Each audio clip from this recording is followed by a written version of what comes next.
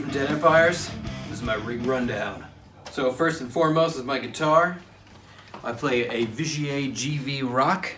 This is a really cool guitar company from France who build excellent guitars. This model specifically features what I guess they're most known for is a carbon fiber rod that runs through the neck of the guitar, guaranteeing no setups needed for the life of the guitar. And it's just a beautifully built guitar. It has hand-wound amber pickups. I don't do much to it. I put one mod on the guitar here. I added this locking jack to the bottom because I tend to thrash around a lot on stage and lose cables a lot, so I did this to ensure that it stays in there and nothing gets lost. I don't do much with it, truthfully. I use my bridge pickup most of the time. It's got a 5-way selector switch that allows you to get a bunch of different tones, which I've used when recording, but mainly when I play live. I just keep it on the bridge humbucker and just let it sing. For strings, I actually tend to use Ernie Ball 7-string strings. And what I do is I keep the bottom 3 and the top 3, and I just toss the middle one to give me some extra chunky low strings and keep my high strings still in my favorite setting. They're usually, 60 10s. So kind of a weird setup, but it works and I like it. So this is my regular guitar rig here. I play through a Varellin Laux that I actually bought secondhand. I bought it from a great guy named Colin who's in the band Integrity. It's a super early model, serial number 6. So I think it's pretty good. But I mainly use it as a clean platform. I don't put a lot of drive on it, and I let most of my pedals do my overdrives, distortions, and effects. I have this Emperor 4x12 cab. I've had this for a couple years, and just something about it I really enjoy. It's beefy, it's a great rig. My backup rig features a Fender Era Sun Model T, which used to be my main amp, but just something about this Varellin sounds great. Here's my pedal board. The board itself is courtesy of Temple Audio out of Canada. They make really cool aluminum boards that feature their backplate technology, which is pretty good because I tend to do a lot of pedal dancing and stand on my board a lot, and I need something that can hold up better than traditional Velcro. It also allows for a lot of modular placement of pedals. As you can see, it's got little holes that run through the entire thing. So there's a lot of versatility as to where you run your wires and your cables and how you set the thing up. You can pretty much customize the whole thing. It's pretty cool. I guess I will start with my chain from beginning to end. It starts obviously with this Polytune 3 tuner that has a built-in buffer. I used to use an Emerson buffer, and recently, just for the sake of condensing space on the physical board, I've switched to this Polytune with the built-in buffer.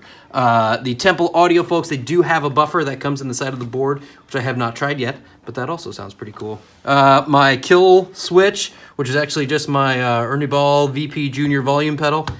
Nothing fancy, just volume. Digitech Whammy, I use this a lot. I typically use this top setting right here, which is octave down, octave up, which allows me to get some really high highs and some super low lows, which just are a lot of fun. This is my fuzz. This is built by Abominable Electronics. It's the Toke Machine fuzz. It is an octave fuzz, and I use both settings on it. It has a really beefy regular fuzz and then and then a secondary octave switch, which allows you that high-end octave fuzz on it. And anything that features burning church, weed, and a skull is obviously. MXR 6-band EQ, nothing fancy here. I mainly click this on when I do leads or even for some cleans. I just use it as kind of a high-end boost. Moore 90 Orange is just a phaser. It's got 2 settings, a modern and a vintage, which has 2 pretty distinct voices. I tend to typically leave it on modern, but I have used the vintage one, which I have always thought sounded more kind of like a univibe, and I've used that for a couple of things here and there when recording. My main overdrive is this. It is an OC Demon from Fuzzrocious, custom painted with a luchador made by Ryan in New Jersey. It's just a great OCD clone with a gate mod here that gives me a little bit extra boost and a good gate on it. That's how I do a lot of the quick starts and stops that Dead Empires is reasonably famous for. Next is my Hellmouth. This is another pedal from Abominable Electronics that is a tube screamer with a couple different settings and different gain stages and styles, all switchable. I use this for a lot of leads and kind of my mid-range distortion. Moving over into my more modulation area, I always keep a Line 6 DL4 on my board. This is maybe my most used pedal on here besides my distortion. Straightforward, it's a digital delay, a lot of settings. I mainly use one, which you can hear regularly. I had it modded by the good folks at JHS. You can look up their mods. I just had the full mod package done, replacing LEDs, soft switches, external tap tempo. It's a good upgrade if you are a DL4 fan. Strymon Blue Sky up here is my reverb currently. When we recorded our last record, Designed to Disappear, I actually used a Mr. Black Supermoon, but recently came into this Blue Sky, throwing it on the board, giving it a try.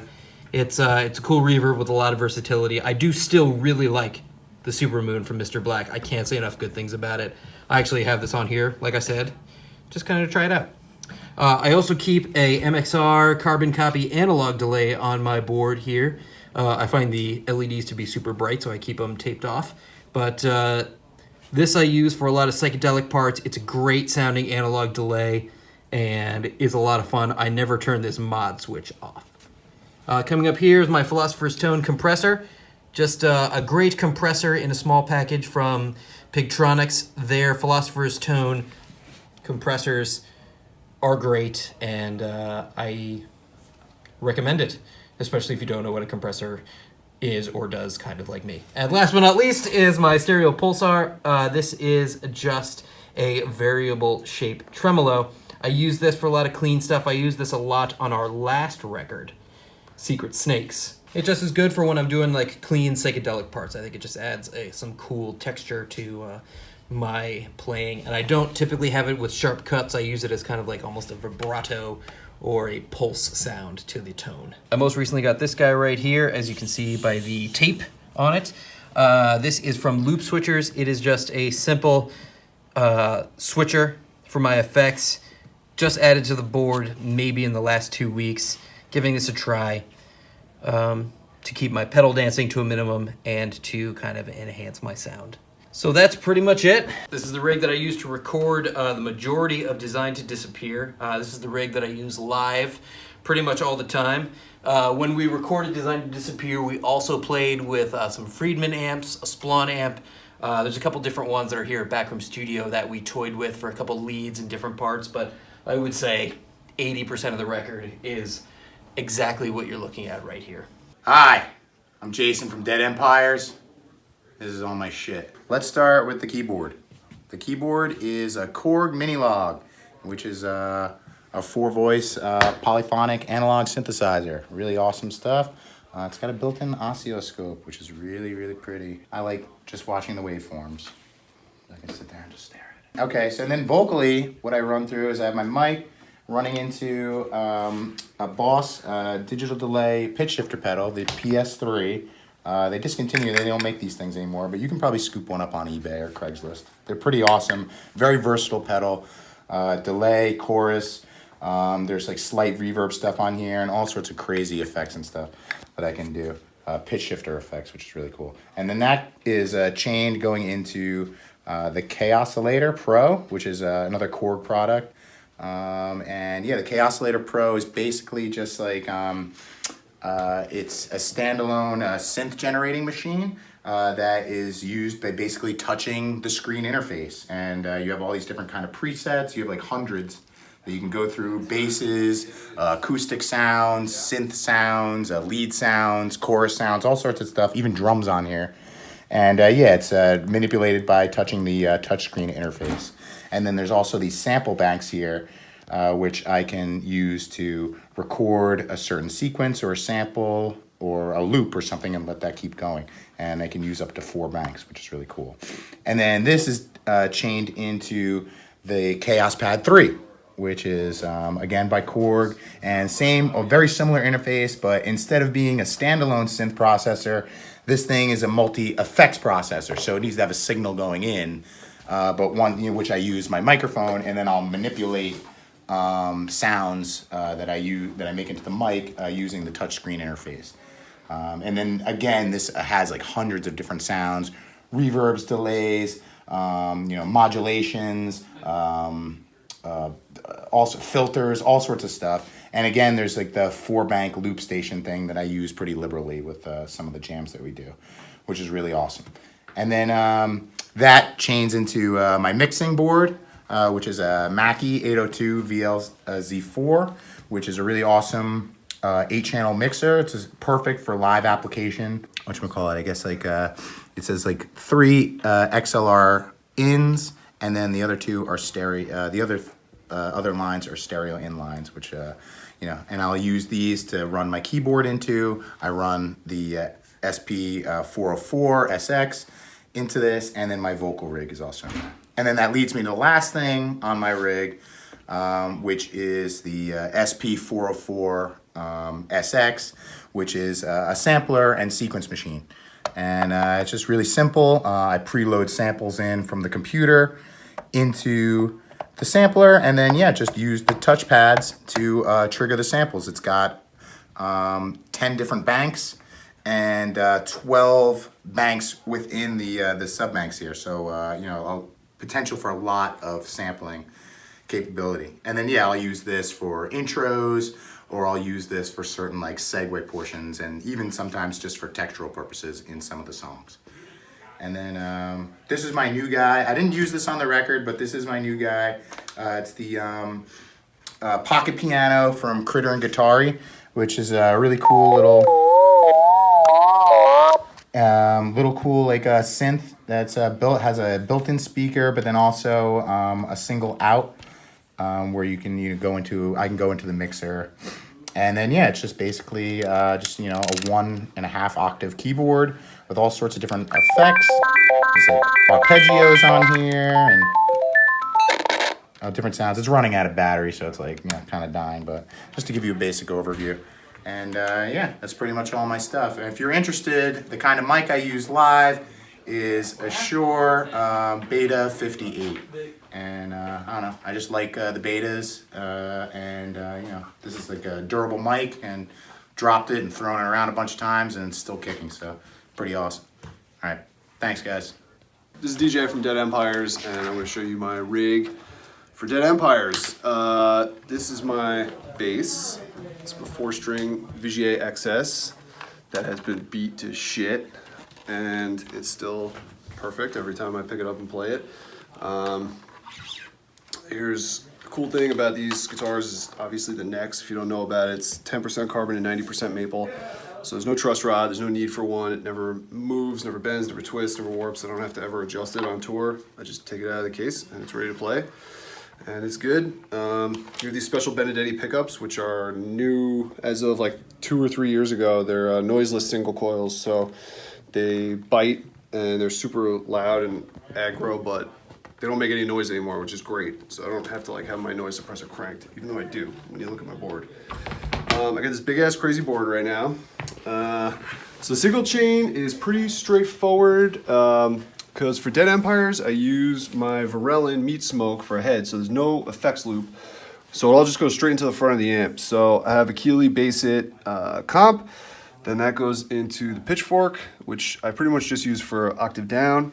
And I got Microtubes B7K on all the time. That goes into the Keeley Super Fat mod for like the really crazy overdrive. That goes into my little baby wah. And the noise suppressor, which is really only necessary when I had the Keeley on, because that's like, there's just so much goddamn gain. That's the only time it really feeds back. And then I got the baby Dunlop Volume X. The Sonic Research Turbo Tune Mini, which is the best tuner of all time. And then I just use the TC Flashback, the baby one, because I had the regular one, but I only ever used one setting, so this is like the perfect solution for that. This is my foot switch for my dark glass, but I gotta swap that out for the Dead Empires tour for my Meat Smoke foot switch. And this is a one-spot CS, I forget what it's called, the CS11 or CS12? I think it's the CS12. And that powers everything.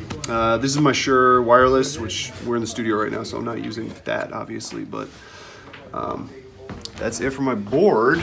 Then over here is my Meat Smoke, which I've had now for like 5 or 6 years. I still haven't done anything to it. It's just a tank. You can see I beat the hell out of this, like I beat the hell out of my bass. I don't really do anything super special with it. I usually keep my master right about there. I have the gain cranked up on the clean channel, and then I usually have it about there on the dirty channel, and I just leave the EQ completely flat, and it just sounds perfect the way it is. And then this is just a 215 that I got from a friend that's just loaded with Eminence 3015s. So it's like 60 pounds instead of a million, and that's my whole rig. Pretty easy. The only thing I do live is I do use a red box back here because there's no DI, so I use a red box to fix that. And that goes to the front of house, and just in case they want something other than the mic, it gives the sound guy an option. And that's it. That's my rig. Run down. Thanks, gear gods.